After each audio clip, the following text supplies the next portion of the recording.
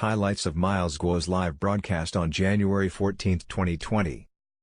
Miles completed an episode of Iron Man's broadcasts that touches on the tragedies that happened in China in the 1960s, which took away the lives of as many as 60 million or more Chinese civilians by ways of extreme food shortage. Although the authorities would later claim that it was a natural disaster, it was in fact an inevitable result of the corruption-infested, kleptocrat-centered economy much like today's China.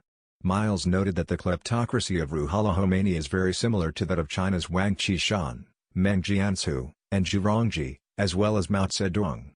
All of these kleptocrats promised everything and delivered nothing. Miles said that Ruhollah Khomeini amassed such a fortune that his money alone could ensure the survival of the UBS Bank for hundreds of years.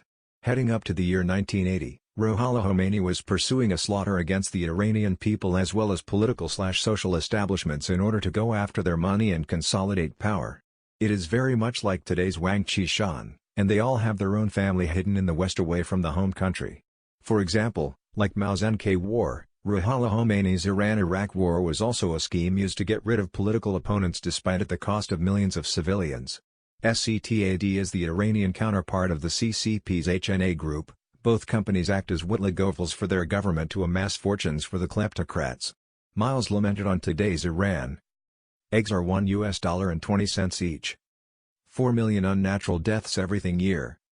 60% of Iranian wealth are located abroad, all because of the kleptocrats. Miles said that the reason Iran shot down the civilian jet was that the CFO of Islamic Charity, which is a front-holding company for Iranian kleptocrats, was attempting to flee via the plane and Iran shot it down to avoid possible leaks. Ali Khamenei and his 8 siblings all own real estate in HK, their children reside in Shanghai, they control over $200 billion worth just in Bank of Kunlun. Miles said that unlike the U.S.'s government's report which says that Iran takes in $150 billion annually through oil exports, he thinks that the number is between $250 to $300 billion and of which 80 to 90% are corrupted by Ali Khamenei through money laundering banks. Millions of lives had to perish for these couple kleptocrats' families to prosper. If you study the history of these two Iranian dictators, you can see why Miles is leading the fight against such disguised dictators which all started out as some sort of democracy/human rights activists so that the same tragedy doesn't happen to China when the CCP inevitably falls. Like the Iran-Iraq War, if the CCP were to attack Taiwan, it will also face the opposition of the entire international community and Western countries.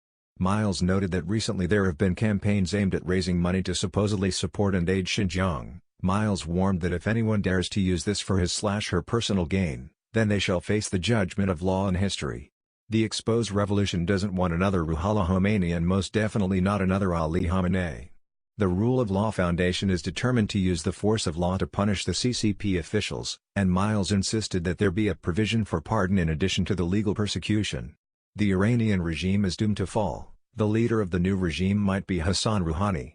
Even though the CCP is to sign the so-called trade deal with the U.S. tomorrow on Jan 15, Miles said that the CCP will still act against Taiwan as well as HK. The CCP's craziness is our opportunity.